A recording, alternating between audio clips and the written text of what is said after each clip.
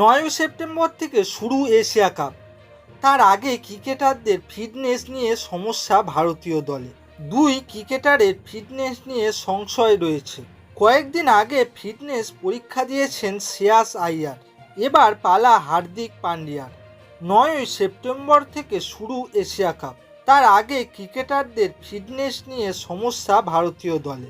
হার্দিকের পাশাপাশি ভারতের টি-20 দলের অধিনায়ক সূর্যকুমার যাদবের ফিটনেস নিয়ে সংশয় রয়েছে। টাইমস অব ইন্ডিয়া জানিয়েছে 11 ও 12 আগস্ট বেঙ্গালুরুতে জাতীয় ক্রিকেট একাডেমিতে ফিটনেস পরীক্ষা দেবেন হার্দিক পান্ডিয়া।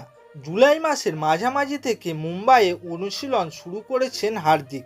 গত বছর টি-20 বিশ্বকাপ ও চলতি বছর চ্যাম্পিয়ন ট্রফি জয়ে গুরুত্বপূর্ণ ভূমিকা ছিল হার্দিকের।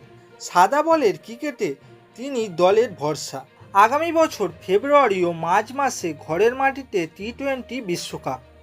সেখানে সম্পূর্ণ সুস্থ হার্দিককে চাইছে দল, তাই তাকে নিয়ে তাড়াহুড়ো করতে চাইছে না তারা। জুন মাসে জার্মানির মিউনিখে পোটস হার্নিয়া অস্ত্রোপচার হয়েছে সূর্যের। এখনও পুরো সুস্থ হতে পারেননি তিনি।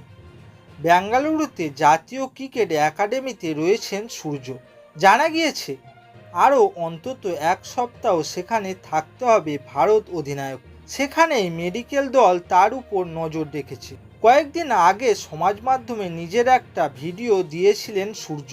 সেখানে দেখা যাচ্ছিল ব্যাটিং অনুশীলন করছেন তিনি। শরীরচর্চাও করতে দেখা যাচ্ছিল তাকে। ক্যাপশনে তিনি লিখেছিলেন, নিজের প্রথম ভালোবাসার কাছে ফেরার তর আর সইছে না, যদিও এখনও কয়েকদিন অপেক্ষা করতে হবে তাকে।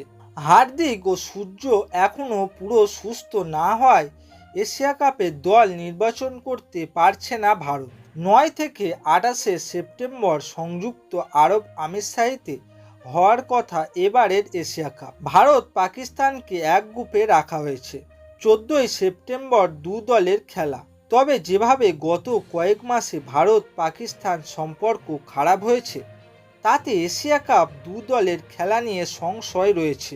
বিশেষ করে world championship of legends A Pakistan match boycott করার জন্য সেমিফাইনালে উঠে প্রতিযোগিতা থেকে নাম তুলে নিয়েছে ভারত।